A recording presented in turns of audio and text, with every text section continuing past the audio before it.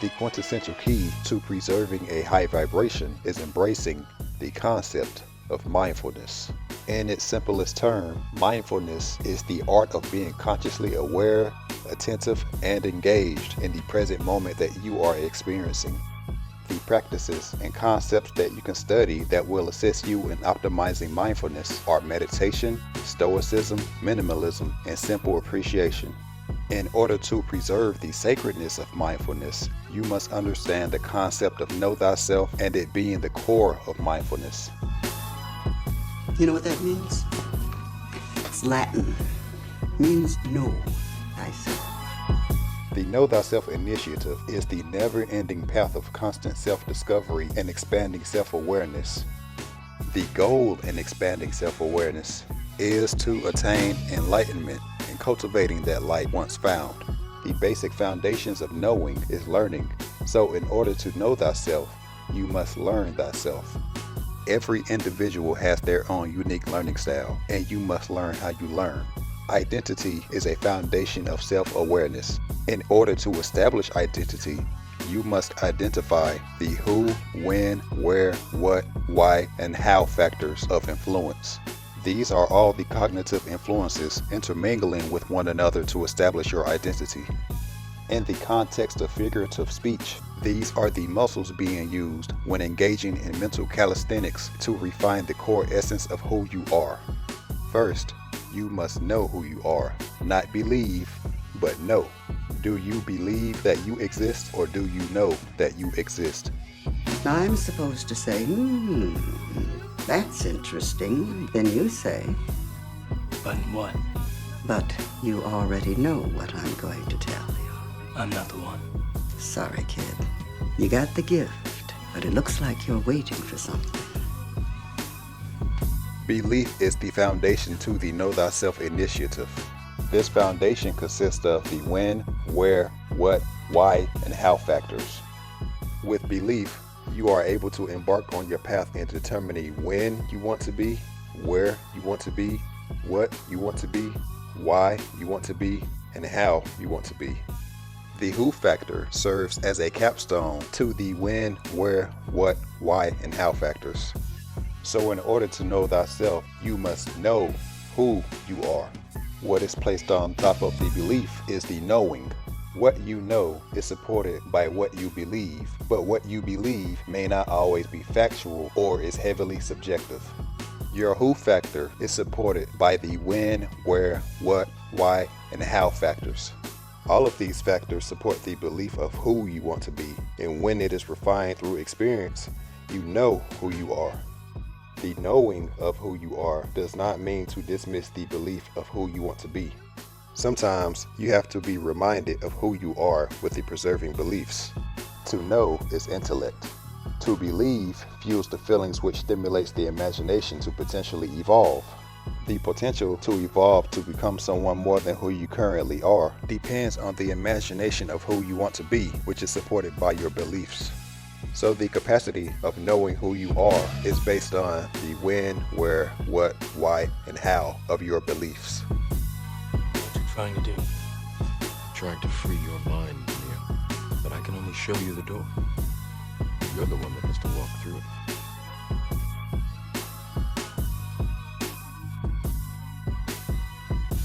Understanding the who you are allows you to experience the pure state of mindfulness. What comes with understanding who you are is accepting your truth. When I say truth, that does not mean to limit truth to all positivity. I mean the holistic truth, which means including the negativity as well. This is when the belief factor is tested on its ability to persevere through the negativity from the faults, flaws, mistakes, and insecurities from the lack of prior awareness. You see that man right there? Do you remember him? You gotta block out everything and be in the moment. Not the past, not the future, right now. In order to identify the enabling factors of the faults, flaws, mistakes, and insecurities, you must ask yourself simple questions that promotes transparency and self-reflection. Rather than externalizing your foundations of trust depending on others, ask yourself, can you trust yourself first? Before you establish your dependence on others, ask yourself, can they depend on you? Before you share accountability with another that deems you as trustworthy, can you accept accountability as an individual? Many cannot answer these questions with an honest yes. There are many reasons why, but the core to the reasons are their addiction to self-inflicting conditions that enable their low self-esteem. You can tell yourself or recite something to yourself over and over again that you do not believe in that thing, but you are constantly preoccupied with it mentally, which influences your feelings, which influences your belief. It is possible that the reason why this sabotaging thought keeps reoccurring is because you are searching for a suitable answer or experience that provides the closure you desire to feel whole. Some are in need and want that closure so bad that they prefer to suffer. Some use their need for closure as an excuse to avoid reinventing aspects of themselves and how they approach life. This is what many insecure people do to preserve their identity and the habits attached to their identity. Your belief in who you are will be tested, and if the belief aspect is not reinforced enough, the foundations of who you are can crumble regardless of knowing who you are. Belief is the fire in the lamp, and it will be your guiding light on the way to knowing who you are. To me, at least the way that when I teach it, all type of knowledge ultimately means self-knowledge. Your truth and the ideas you adopt as truth is heavily dependent on who you can trust, which is dictated by the belief in another, because what someone else tells you is secondhand information to live vicariously through. Since you did not experience what they told you, you adopt what they told you as truth. Just because you deem someone as trustworthy does not mean they will tell you the truth. A liar tells the truth sometimes, and a truth teller lies sometimes. This is when and where you use your discernment to sort out details to produce the real solution. What precedes trusting another is being able to trust yourself and your judgment. Still, you will need to ask yourself more questions that reflects on your dependence of others' judgments. Are you able to manage yourself when there is no one else available at your convenience? Can you withstand your inner chaos of hypotheticals without the need of another to be a cushion? Do you trust yourself to react properly in the moment when necessary without flooding your mind with hypothetical scenarios? Can you tolerate the inner dialogue that can potentially sabotage your self-esteem? You have to ask yourself questions similar to these examples to truly expand your self-awareness.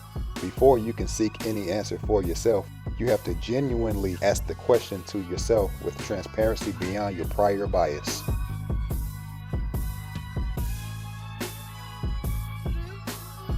To understand mindfulness is to understand the functionality of a fusion reactor and applying it to yourself by adopting it as a part of your inherent essence.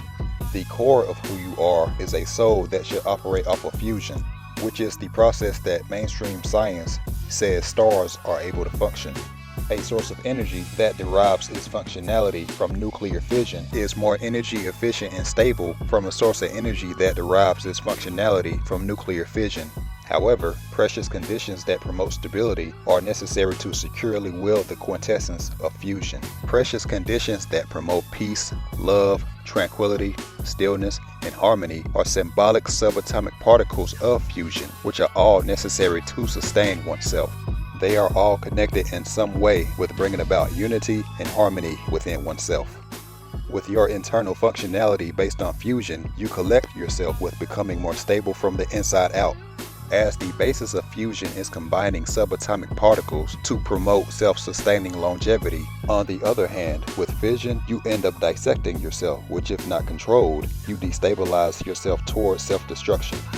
As the basis of fission is separating subatomic particles, vile conditions bring about the change which can separate you from your true authentic self. Influencing factors such as conflict, hate, instability, disturbance, rage, vindication, envy, and lust are all symbolic subatomic particles created during fission that can bring about separation and disharmony within oneself. In order to preserve the harmony within oneself, you have to limit the amount of energy that you externalize. Do not externalize too much of your energy by being reckless with your passions. With fusion reaction functionality, you limit the amount of energy that you externalize, granting you the capability of feeding and refueling yourself, promoting self-sustaining clean energy within yourself. On the other hand, with fission, although it does produce energy like fusion, It is the separating of oneself that leads to instability and other unharmonious processes within. Under the worst conditions, the result is burnout. You have to keep in mind that the star that shines the brightest externally burns the shortest in time, so do not force or rush the process of producing and refining your self-renewing light. You have to visualize yourself as a torus field, recycling your own energy to renew yourself. This pattern is the lotus of life, and it is the two-dimensional expression of the torus field. So use this pattern as an example to practice visualizing. So always remind yourself to control the amount of energy that you externalize.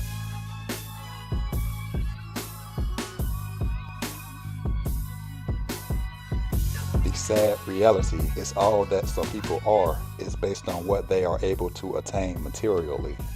Materialism is a method turned philosophical lifestyle that some use to cope with the shadows of their past they have yet to come to full understanding and peaceful terms with.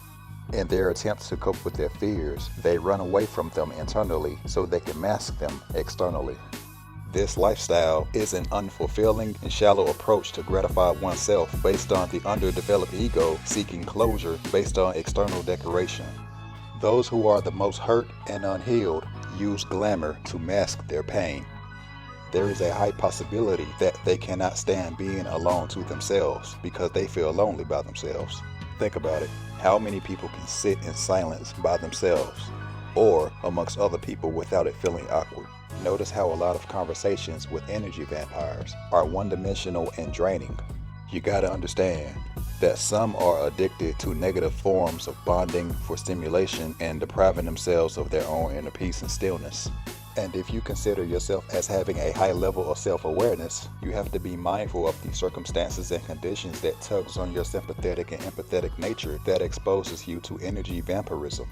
Sometimes you can care more about a person than they care for themselves. You have to be very careful because a person who cannot be alone is more than likely bad company. Wasting your energy on parasitic people, places, and things can create a parasitic relationship. If you do not have reinforced boundaries when socializing with them, you may feel inclined to play the hero by empathizing with them and internalizing their bad experiences, which will often lead to trauma bonding. The longer that you trauma bond with them, the more opportunity they will have to manipulate you by guilt-tripping you with survivor's remorse. Just know that there is a difference between trauma bonding and gaining and exchanging insight. You can tell the difference by identifying their intent. If their intent is ill-willed with guilt-tripping, for example, then they're an energy vampire feeding off of your empathy. But if their intent is identified as having goodwill, then they are looking to improve themselves from the exchange of insight rather than sitting in a puddle of grief. Those who want to learn from their lessons and learns from their lessons want to grow. Those who do not want to learn from their lessons and do not learn from their lessons prefer to remain complacent, not developing beyond trauma bonding. When exposed to an environment full of trauma bonders, it will create more insecurities, and in an environment full of the insecure, you're just another crab in a barrel. As a result, you may end up jeopardizing your own internal stability as you adopt some of their fears and insecurities as your own. You may even feel inclined to tone down your high self-esteem. Aren't you tired of intentionally shrinking yourself to relate to convenience? Aren't you tired of devaluing yourself in the company of people who do not value themselves beyond superficial means of importance? When you have conditioned your satisfaction to depend on external stimulation, then you will continue to externalize your energy. You have to develop the ability to discern between what you absorb and what you observe. If you are going to absorb, make sure that you integrate it to appreciate the lesson. In order to value yourself without excessive doubt, you have to appreciate the lesson and the circumstances that are influencing you to devalue yourself without succumbing to the circumstances. This is how you optimize drawing out the best and most authentic qualities of your individuality. Observe, but do not absorb. Make sure that you are aware of your own journey in order to distinguish it from another's journey to gain both first-hand and second-hand experiences and the lessons that come with them. And with many lessons comes wisdom. Appreciate the journey as much as you appreciate the lesson. Notice and observe how some of your fears do not originate from you. Some of your fears come from other fears that were imprinted on you. Some people wish to shape your identity through their perception, which may be heavily based on avoiding their fears or depending on escapism than confronting their fears to cope with the inhibiting residuals of their trauma-based response. Just know that there are some whose lenses are limited to their hexed subconscious bias, which they have found comfort in from their past experiences. So their advice and expertise will be dependent on living within those limitations or risking to venture beyond those limitations. Whether if limitations are passively or aggressively imposed on you, you are conditioned from an early age to understand danger and safety based on another's preconceived notions of self-preservation. Yes, of course, some factors are necessary to avoid, but when you are proactive in learning who you are inherently without prior conditioning, you will be able to discern between what compromises your safety from what discomforts another's perception of you.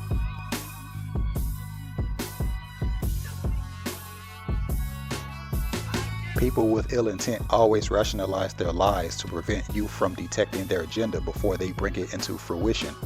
If a person with ill intent towards you feels and thinks that you can detect their agenda by identifying the why factor in their actions and words, they will use diversion as a ploy to hide their agenda.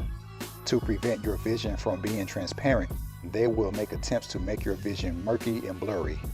This is to keep you blind of their motives so that their agenda remains undisclosed.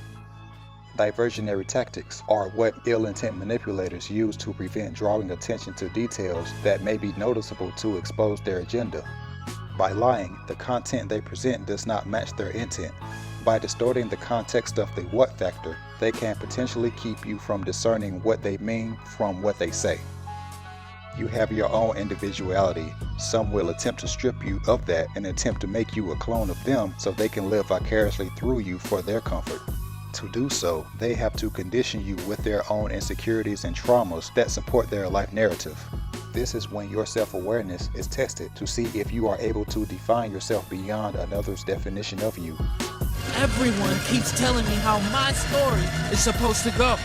Nah, I'm gonna do my own thing. Unmet desires enables an unsatisfactory mentality, making you feel incomplete.